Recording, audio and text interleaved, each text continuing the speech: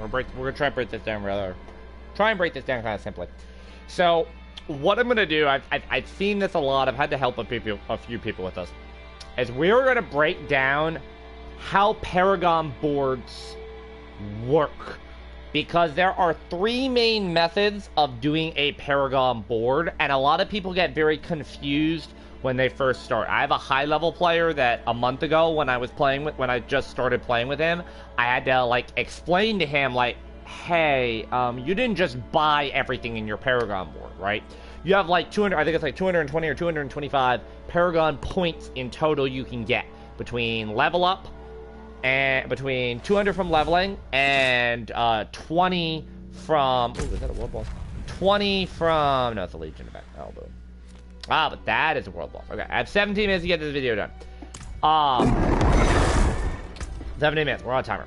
So, let's explain Paragon. So when you hit level 50, what your character does, your character gets this little Paragon board that's right here. Not this Paragon board, this Paragon board. So let's start at the bottom. Let's start right here. Now you see how I have all these glyphs right here, okay? When you first start the game, you're not going to have any of these yellow glyphs at all. You're only going to have these shitty blue glyphs right here. Ignore these blue glyphs. Generally, these blue glyphs are only going to be good when you first get going. So let's explain what happens. Every character has almost the exact same starting board. Their common nodes are going to be the same. Their blue and yellow nodes are going to be different. So the way it works is there are 2 paths you can take. On this starting Paragon board, the first thing you're trying to make it to is this glyph socket right here. Alright, that's the first thing you're trying to do. Now there's 2 ways you can go about this. First, what you want to do is you want to look at these yellow nodes that are on either side and determine which one you want to get. Now, if you the way these nodes work, these just boost your individual stat. And the most common thing that's going to come up is your stat for your class. Now, if you look at your gear right here, it's going to tell you what your class's stat is. See how it says increased skill damage? That's the stat for your class. If I was on Barbarian, Strength would have that. If I was on Druid, Willpower would have that. If I was on Rogue, Dexterity would have that. Outside of that increased skill damage is what your class is using for bonus damage. So obviously you want to build that as much as humanly possible, right?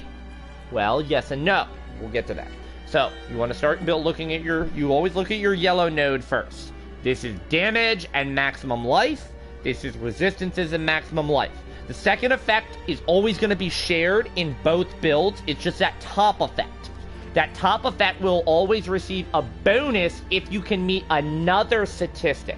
So in this case, it's actually 10% damage, but it goes to 20% because I meet the willpower requirement. If I don't meet the willpower requirement, I don't get the bonus damage.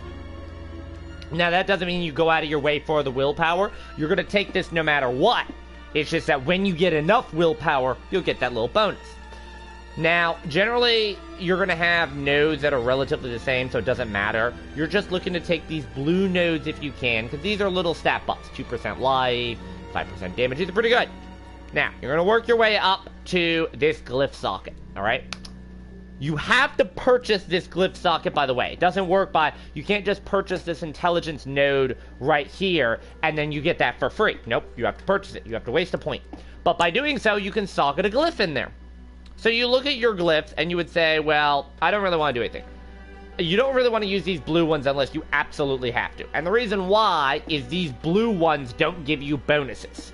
It just gives you what's listed right there. But what the yellow ones do, okay, like this is the one that I have socketed in here, per se, okay? What this does is it gives you the flat bonus at the top, which is based around the amount of nodes that you purchase in the range.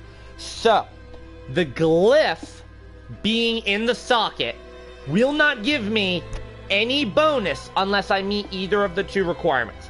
For the first requirement, I need to purchase 5 dexterity in the range, and I get 2% increased damage to close targets. That means melee range, okay?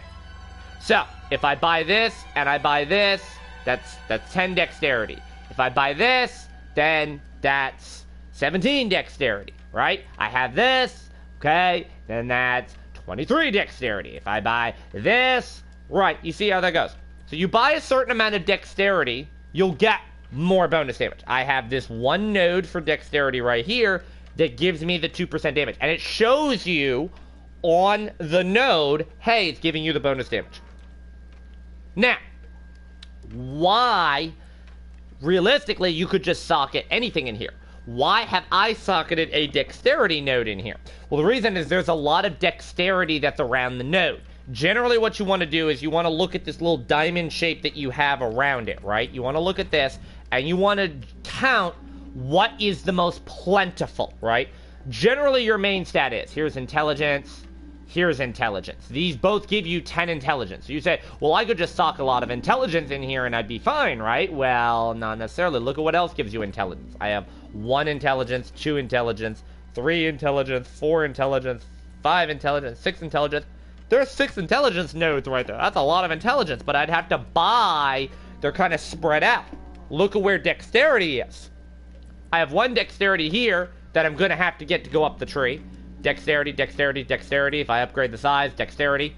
That's a lot of dexterity right there. I have this one that's kind of like out of the way. If I upgrade the range a bit, I can grab this one. That's not the point, though. Dexterity is very easy to grab as I'm leveling along the way.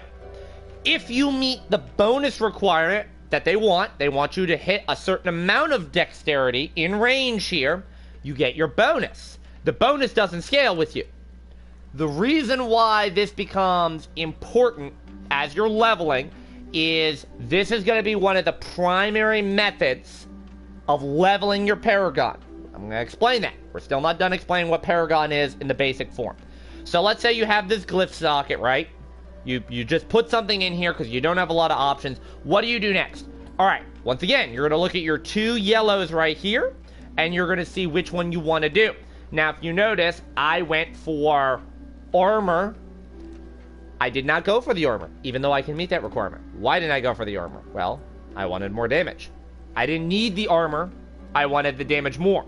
So even though I'm not getting the bonus 10%, I don't care. If I get another 5 willpower later on in a higher up tree, I will meet the requirement for this and I'll get that for free. So that's basically an extra 10%.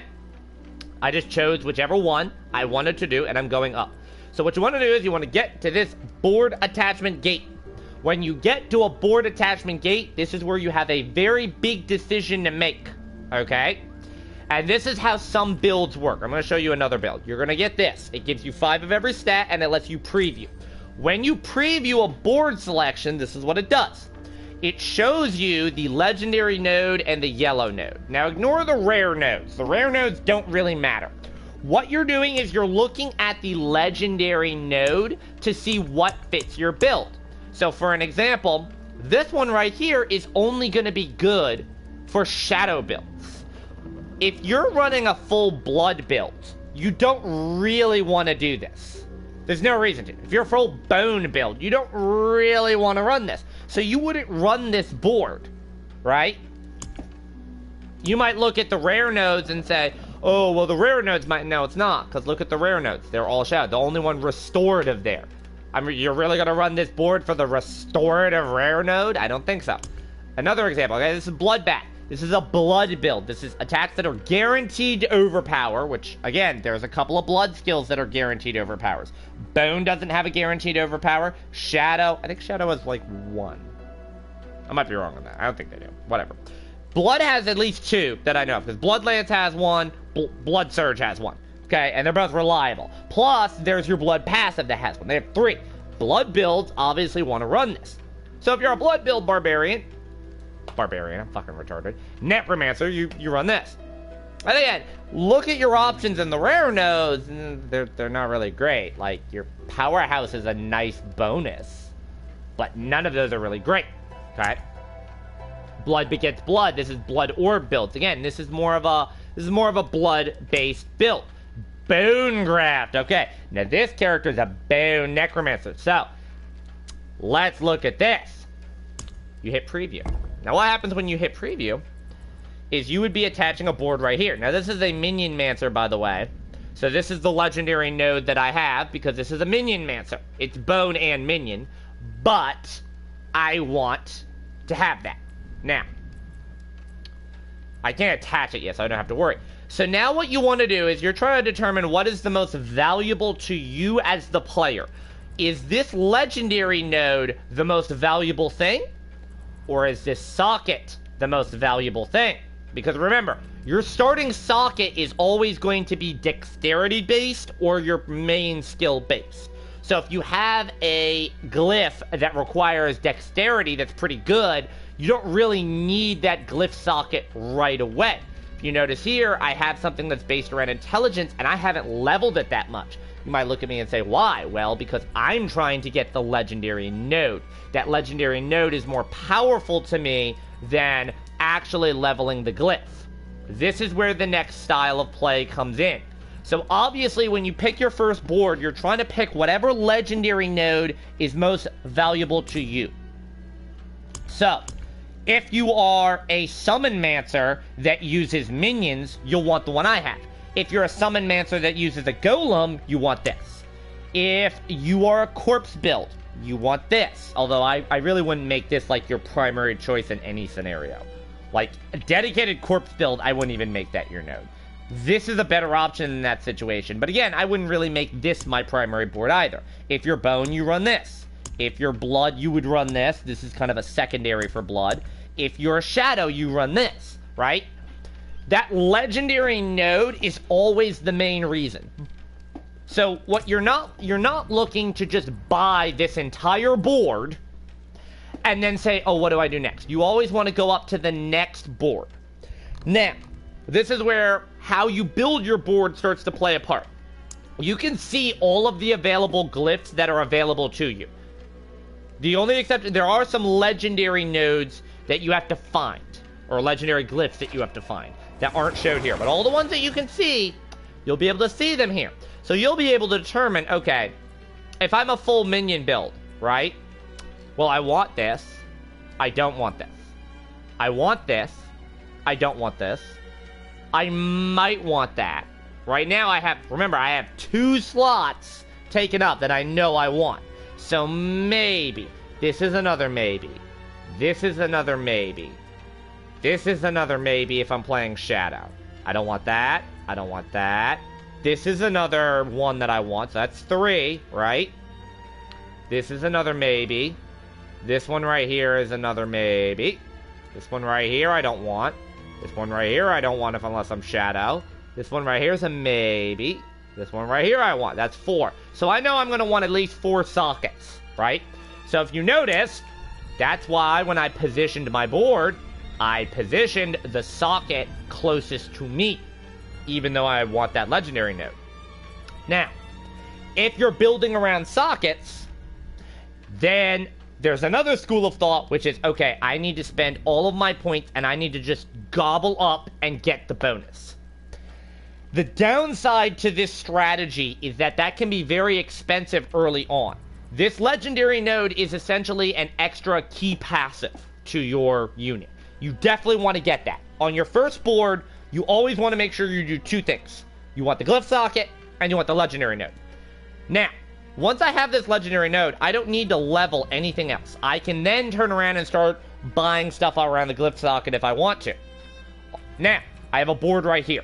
So, preview board selection. What would I do? Well, this is a Bone Summon Mancer.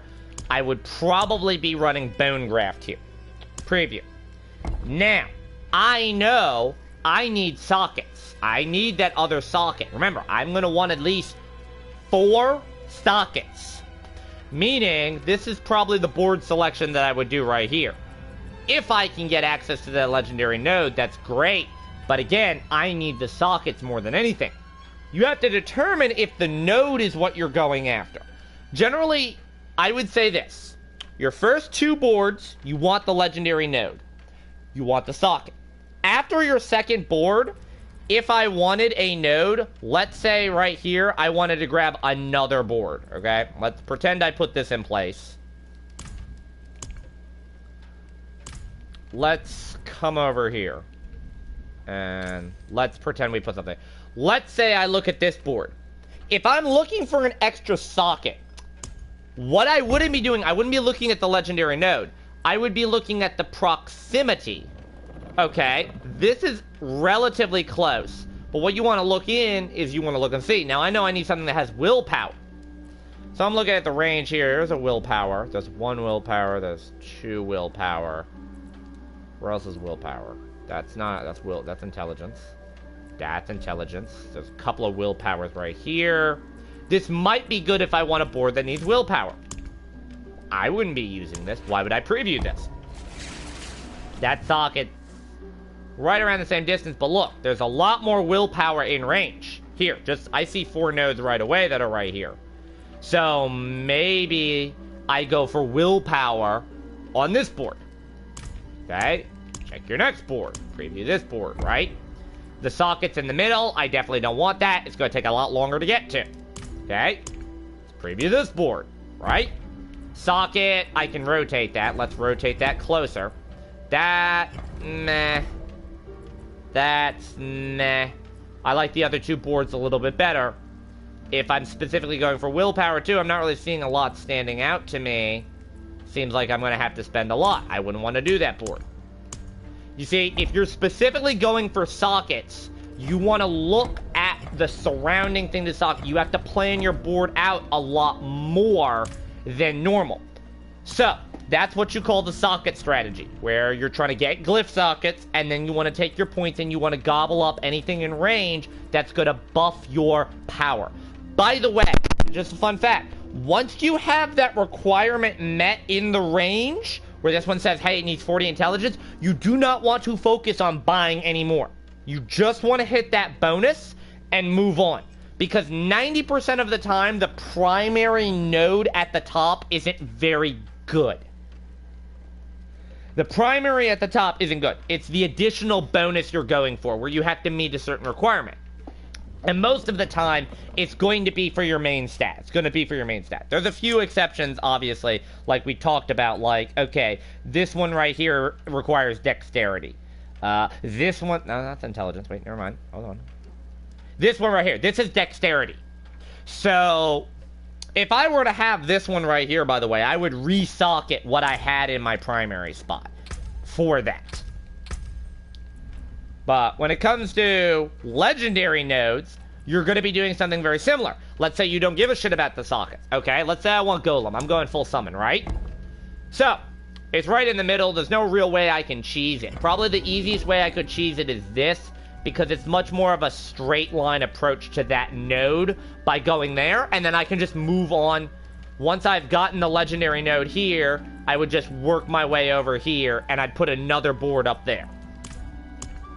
Like I said before, I'm playing a Bone Necromancer, so I want the Bone node here. This is a good layout for that board, because again, I can kind of slinky my way over to the node, slinky my way over to the next board, go to the next one. If your build needs a lot of legendary nodes, or can take value out of a lot of legendary nodes, you don't necessarily want the glyphs that much, which means you can probably get about 5 or 6 boards just for legendary nodes if you're ignoring the sockets. It does mean that you're going to have like 1 super socket down here when you're doing like nightmare dungeons. But those are the 2 main schools of thought. You can go for the sockets. You're not going to be able to get that much. I think 3 or 4 is like the most sockets you'd be able to get, because you do need to buy stuff around the levels. It definitely depends on your build. And that's why you do need to weigh what builds you want. I have Summon. I know I'm going to need Hulking Monstrosity, and I know I'm going to need Bone Graft. So my goal is going to be, on this specific character, I'm going to get at least those 2 boards and those 2 legendary nodes before I start target farming more sockets. If I target farm more sockets, well then, I can maybe get Flesh Eater, or maybe get Scent of Death, in case I can get that. But anyway, that's how you want to level. Don't just buy everything right here. Another thing, too, that's important to note is, because sometimes the way the spawns work, like, I can very easily go over and get this board and put something over here. And because of the position right here, I can very easily slink over here and put a board up here. You don't have to make one giant snake-like chain. You can put multiple boards in multiple places. It all comes down to your personal play style and preference. All of these are going to be based around your build, though, more than anything. So if you're not looking at a specific build, if you're, like, trying to have the most generic Paragon board ever, yeah, don't do that. That's kind of stupid.